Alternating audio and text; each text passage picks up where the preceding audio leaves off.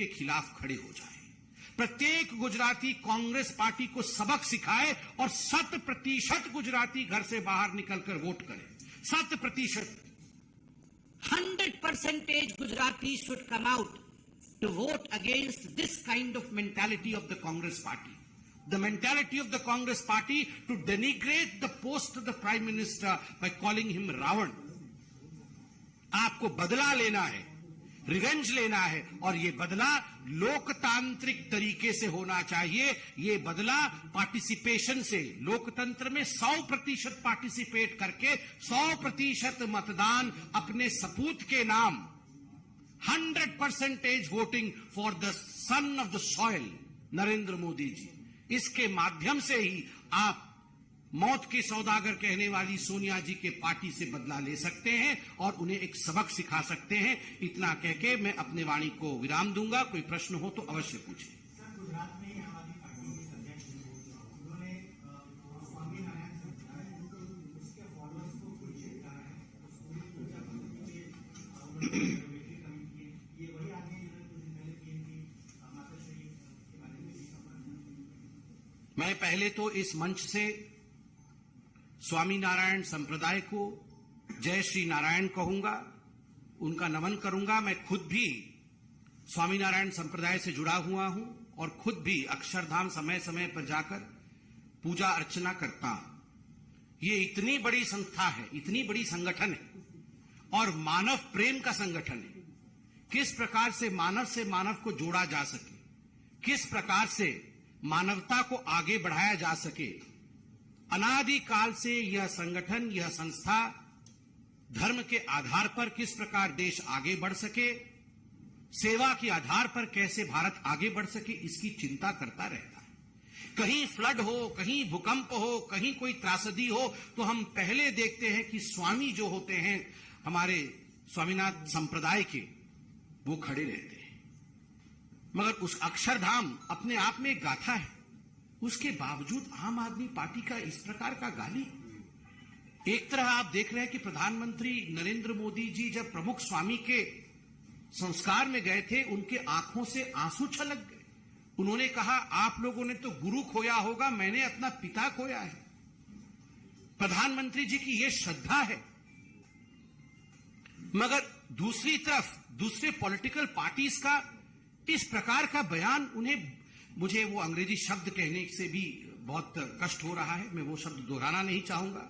जिस प्रकार की गाली, जिसको अंग्रेजी में अब्यूज और स्लैंग कहा जाता है, जो स्लैंग का प्रयोग आम आदमी पार्टी ने किया है इतने बड़े संप्रदाय के लिए, स्वामीनारायण संप्रदाय के लिए, मुझे लगता है ऐसे लोगों को राजनीति में रहने का एक पल की भी उनकी आवश्यकता नहीं। यह गुजरात का अपमान है, गुजरात की मिट्टी का अपमान है। अरविंद केजरीवाल जी को माफी मांगनी चाहिए हाथ जोड़ करके और बर्खास्त करना चाहिए ऐसे व्यक्ति को जो इतने बड़े संप्रदाय के लिए ऐसे घिनौने शब्द का प्रयोग कर सकता है।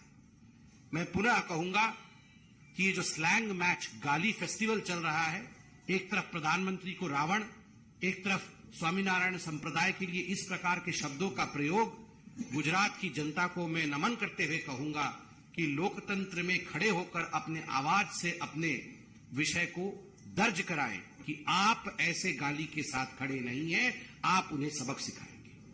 मेरा सवाल है, मल्लिकार्जुन खड़गे ने कल बात कही थी, उनका कहना था कि मैं दलित हूं, मेरे हाथ से कोई चाय भी नहीं पीता। और राहुल गांधी ने कल को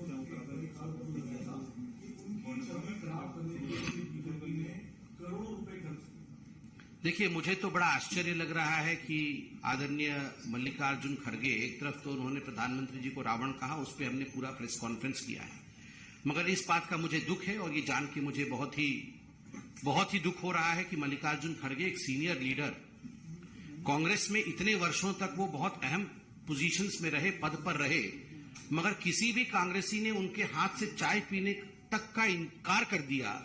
जब भी वो चाय देते थे राहुल गांधी जी को और सोनिया जी को, सोनिया जी और राहुल जी उनके हाथ से चाय पीना नहीं चाहते थे। ये जान के मैं बहुत हतप्रभ हूं, बहुत ही ज्यादा हतप्रभ हूं कि इस प्रकार की मैं कहूंगा कि इस प्रकार का भेदभाव कांग्रेस पार्टी में होता है। इतने बड़े लीडर और उनके साथ उनके हाथ का चाय नहीं पीना चाहता है कोई कांग्रेस का व्यक्ति। ये बहुत ही घिनौनी बात है। और मुझे लगता है आप लोगों से भी कि आप लोग ये सोनिया जी से अवश्य प्रश्न पूछे कि इस प्रकार का व्यवहार इससे पहले सीताराम केसरी जी के साथ किया था सोनिया जी ने, और अब मालूम पड़ रहा है कि केवल सीताराम केसरी नहीं, मल्लिकार्जुन खड़गे के भी हाथ से पानी पीने को सोनिया जी ने इनकार किया है। ये बहुत ही घिनौनी बात है। सोनिया जी को माफी मांगनी चाहिए। राहुल गांधी क्या कह रहे हैं? राहुल गांधी ने कहा कि उनकी छवि खराब करने के लिए बीजेपी में करोड़ों रुपए खर्च करेंगे। क्यों खर्च करेंगे उनकी छवि? अरे छवि होगी तो खराब करेंगे ना, अब है ही नहीं तो हम कैसे खराब कर देंगे आप बताइए।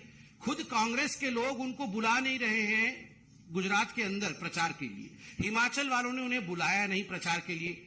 आप बताइए, आप राहुल गांधी से पूछिए कितनी बार वो प्रचार करने गुजरात गए हैं? 2 बार गए हैं गुजरात। अब क्या उनको बुला नहीं रहे हैं कांग्रेस वाले? तो भारतीय जनता पार्टी बुलाएगी उनको प्रचार के लिए। अब पैसे कौन खर्च नहीं कर रहा है? कांग्रेस वाले ही उनके ऊपर दांव नहीं लगाना चाहते, इसमें हम क्या करेंगे? और पूरी तरह से प्रायोजित यात्रा चल तो रहा है, फिल्मी कलाकारों को बुलाया जा रहा है, वो सब प्रायोजन चल रहा है उनका, उनको करने दीजिए वो। देखिए, इस विषय पे इस्राएल के जो हमारे एनवॉय हैं, जो एम्बेसडर हैं, उन्होंने अपना वक्तव्य दिया है और ये टीवी पे भी चल रहा है। बहुत बहुत धन्यवाद।